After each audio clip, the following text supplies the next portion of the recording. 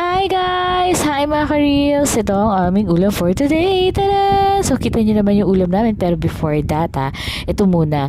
Ito meron kaming fried na salmon. Favorite ko. Ang sarap! And then yung isang ulam namin is bihira namin siyang lutuin pero napakasarap niya. Paksiw na pata. Tadan! Hindi siya masyadong niluluto sa bahay kasi hindi siya masyadong type ng mga kapatid ko. Kasi di ba nilalagay niya ng suka? Hindi na masyadong type yung may suka. And then, meron kami salmon from my mom and dad na napaka-favorite ko rin. Oh my God! Ang sarap ng ulam namin. Mapapakain na naman ako ng marami. So guys, kung meron kayo suggestion, comment nyo lang below. Follow me, guys! Oh my God! Pwede na akong makatip na stars. Sobrang excited ko nang kumain. Yun lang, guys. Kayo, ano ang ini-excite nyo? Kayo ba excited kayo kada kakain kayo? So actually, lahat naman talaga ng ulam, favorite ko. 'Di ba? Napakasarap kasi talagang kumain. So, yun lang guys.